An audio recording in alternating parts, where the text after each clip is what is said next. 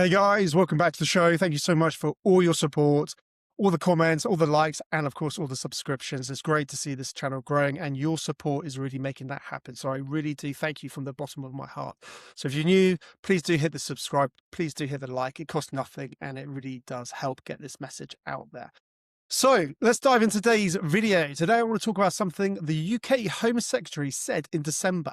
But here's the thing. She didn't say it in Parliament. She didn't say it in a press conference. She said it at a private event to an invite-only audience when she thought most of us weren't listening. And what she said was so dystopian that even members of her own party assumed it was fake news when they first heard it. It wasn't. December the 11th, 2025, the Tony Blair Institute hosts its annual Christmas party at the old War Office building in Westminster. I believe it's the old Raffles Hotel. Ministers, donors, elites, civic conversations, no cameras. Shabana Mahmood, the UK's Home Secretary, sits down with Tony Blair for a 23-minute interview, and she tells him her vision for Britain's criminal justice system. And I quote, "My ultimate vision was to achieve by means of AI and technology what Jeremy Bentham tried to do with his Panopticon. That is, that the eyes of the state can be on you at all times. The eyes of the state on you at all times. Not on criminals, not on offenders, on you." The quote leaked. The Telegraph reported it on January the 18th. It spread on social media, and Labour peer Baroness Chakrabarti, the former director of Liberty, the civil rights group, saw it circulating and assumed it had to be fake. She said, and I quote, "I cannot believe that from a Labour cabinet minister, even from a Home Secretary. But it was real." Mahmood said it. The government never denied it, never walked it back, never claimed she was misquoted. And 2 weeks later, on January the 27th, she announced the rollout of 50 facial recognition vans across every police force in England and Wales. This is what they say when they think we're not listening. And 2 weeks later, she made it real. That's what this video is all about. So let's start with what she actually said. Because the word panopticon isn't some neutral tech term. It's one of the most infamous concepts in the history of surveillance and control. Jeremy Bentham was an 18th century philosopher who designed a prison. Circular building, cells arranged around a central watchtower.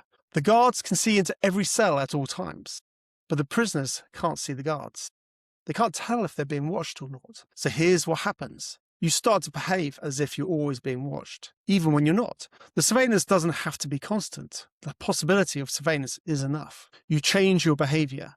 You self-censor. You comply. Not because you're being forced, but because you might be observed. This is psychological control. It's cheaper than physical coercion. It's quieter. It's more effective. And it was considered too cruel, even for prisoners, which is why Bentham's Panopticon was never actually built until now. Except this time, it's not a prison, it's society. And it's not guards in a tower, it's AI. Now, Mahmood clarified, as they always do, that this vision applies to criminals and offenders, not law-abiding citizens. But here's the problem with that framing. And it's the same problem we see every single time surveillance powers expand. Who decides who's a criminal? Now let's talk about mission creep, because this isn't theoretical. We've watched this exact pattern play out over and over again in the UK and everywhere else. Start with a narrow justification, this is just for terrorists. Then it expands. Actually, it's for serious criminals too. Then it expands again, well, and also people who spread misinformation. And then one day you wake up and realise the definition of extremism now includes anyone who questions whether Parliament is the supreme authority in the land. And I'm not making this up. That's the UK government's updated definition of extremism. If you express intolerance of the UK system of liberal parliamentary democracy, you can literally be flagged as an extremist. Not because you've committed a crime, of course, but because you've expressed the wrong opinion. And remember the Online Safety Act? It started as a way to protect children online, ended up giving the government the power to define harmful content however it wants, and the power to scan for it before you even see it. The Online Safety Act went into effect requiring platforms to scan content for illegal material before users can see it. Right now, it's focused on things like cyber flashing and self-harm content on public platforms. But here's what's coming. Ofcom, the regulator, is working on how to extend this to encrypted messaging, client-side scanning. Your messages scanned on your device before they're encrypted and sent. They postponed it because it's not technically feasible yet, but they didn't abandon it. They're just waiting until they figure out how to make it work. Signal has said outright they'll pull out of the UK market if forced to implement this. WhatsApp has said they'd rather be blocked in the UK than weaken encryption. But the infrastructure is being tested. The policies are being written, and the justification keeps expanding. They told you it was about child safety, then it became about terrorism, then misinformation, then harmful content. The infrastructure doesn't care what the justification was. Once it's built, it does what it's designed to do. And what it's designed to do is literally to watch. So when Mahmood says, don't worry, this is just for criminals, ask yourself, how long before that definition expands? And here's where it gets really dystopian, because they're not just watching people who've committed crimes anymore. They're trying to predict who's about to commit one. Last August, the government announced a pilot program using AI to detect, track, and predict where devastating knife crime is likely to occur, and spot early warning signs of antisocial behavior before it spirals out of control.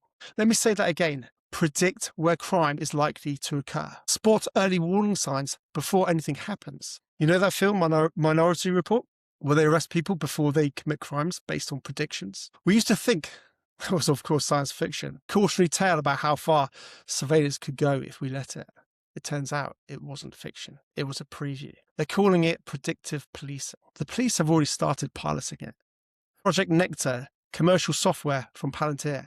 They are AI analyzers, what they call your digital identity risk signal, your online behavior, your search history, your social connections, your location data, and it flags you as someone who might be about to commit a crime. Not someone who has committed a crime, someone who might, based on algorithm assessments of your digital footprint. Think about what that actually means. You haven't done anything. You haven't broken any law, but the AI decides you're exhibiting patterns that look like pre-criminal behavior. And now you're on a list. How do you defend yourself against that? How do you prove you weren't about to commit a crime you never committed? You can't, because the evidence isn't what you did. It's what an algorithm predicted you might do. This is why I find it fascinating and terrifying watching older sci-fi films, because they're not entertainment. They're often signals of what's coming. The writers saw the trajectory. They understood where the technology and the incentives were heading, and they tried to warn us. We just thought they were making up stories. So when Mahmood talks about getting ahead of the criminals, this is what she means. Not catching people after they commit crimes, flagging people before they do. The Panopticon doesn't just watch, it predicts. And once it predicts, it acts. So let's talk about what's actually being deployed, because this isn't some future dystopia. This is already happening. On January the 27th, just a few days ago, Mahmood announces 26 million in funding to roll out live facial recognition to every police force in England and Wales, expanding from 10 vans to, I believe it was 50. She tweeted about it herself, and her quote, "We're making the largest investment into state-of-the-art police technology in history, putting rapists and murderers behind bars." Rapists and murderers. That's the framing. That's always the framing. If you're not a rapist or a murderer, you have nothing to worry about. Except, here's what they don't tell you. The facial recognition tech they're rolling out, it's an Israeli surveillance software. A company called Coresight AI, subcontracted through a UK firm called Digital Barriers. This is the same technology that's been tested and deployed in Gaza. Battlefield surveillance, used to track Palestinians in occupied territory. Now it's being rolled out nationwide in the UK. And get this, they announced the rollout while the public consultation on how to regulate this technology was still ongoing. The consultation doesn't end until February the 12th, but the vans are already being deployed. They're not asking for permission. They're telling you it's happening.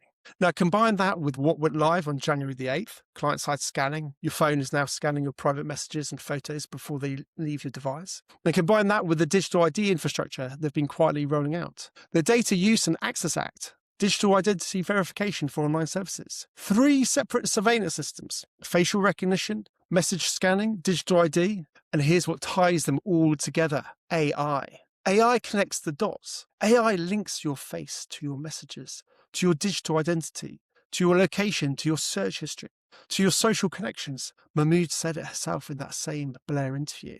There's big space here for being able to harness the power of AI and tech to get ahead of the criminals. Get ahead of the criminals, pre-crime, predictive policing, the Panopticon, the eyes of the state on you at all times. So here's where I want to leave this. Because the real issue isn't Shabana Mahmood, it's not even Tony Blair, it's not even about left or right, Labour or Tory. The issue is structural. Once you build surveillance infrastructure at this scale, it doesn't matter who's in charge. The infrastructure does what it's designed to do. You might trust the current government, you might even trust Mahmood's intentions, but what about the next government? What about the government after that? What happens when someone you don't trust inherits a system that can watch everyone all the time and predict who's about to step out of line? This is the same lesson Bitcoin taught us about money. You can't fix a trust-based system based on promising to be more trustworthy. You fix it by building a system that doesn't require trust in the first place. Architecture, not promises. And here's what's interesting. The technology world is already moving in that direction, not because of privacy concerns necessarily, but because the architecture makes sense. AI is moving to the edge, running on your device instead of on someone else's data center. And the people building this aren't privacy activists. They're engineers who realize that edge AI is faster, more secure, more personalized, and has a lower carbon footprint than cloud-based systems. Apple's doing it, Google's doing it. Every major tech company is racing to put AI models on device because the physics of the problem demand it. You can't send every photo, every voice command, every keystroke to a data center and expect good performance. So they're building the infrastructure for local processing, intelligence that lives with you, not in the cloud. And once that infrastructure exists, something interesting happens. It becomes possible to build systems where your data genuinely never leaves your device, where there's nothing to hand over, nothing to subpoena, nothing to hack. Not because of regulation, not because companies promise to be good, but because the architecture itself makes centralized surveillance impossible. That's the irony here. The technology exists to build a future where the Panopticon can't happen, because the data never centralizes in the first place. But we're building the Panopticon anyway. Not because we have to, but because the people in power prefer systems they can access. And that's the choice we're facing. Not cloud versus edge, but systems designed for control versus systems designed for sovereignty. Look, guys, I know this is heavy, I know it's uncomfortable, but here's why I'm telling you this. Because they're not debating this anymore, they're literally building it.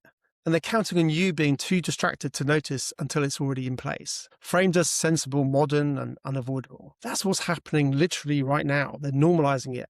Private conversations with elites, quiet rollouts while consultations are still open, framing it as catching rapists and murderers when the infrastructure can do so much more. The consultation on facial recognition closed on February the 12th, just a few days ago. They asked for public input, but the fans were already deployed before the consultation even ended. They're not asking, they are building. And the only way to push back is to understand what's being built, why it matters, and what the alternative looks like. Sovereignty isn't about refusing technology. It's about refusing dependency. It's about building systems where you don't have to trust that the people in power will use it, will use the tools responsibly, because the architecture itself limits what they can do. That's the conversation we need to be having. Not, do you trust the government? Should we be building systems that require trust at this scale in the first place? Because once the Panopticon is built, it doesn't matter if you trust the architect. The question is, who comes next? So guys, if you made it this far, firstly, thank you. And just know this, obviously, this isn't just about facial recognition. It's not just about messaging, scanning, or digital ID. It's about the infrastructure those systems create when they're linked together by AI. The Panopticon isn't coming, it's being assembled piece by piece while we're watching other scandals unfold. So if you want to follow this as it develops, if you want to understand what's being built and why architecture matters, subscribe. Really, really appreciate it. Because this isn't just the beginning. So for now, as always, stay safe, stay sovereign, and stay free. Cheers, guys. Thank you.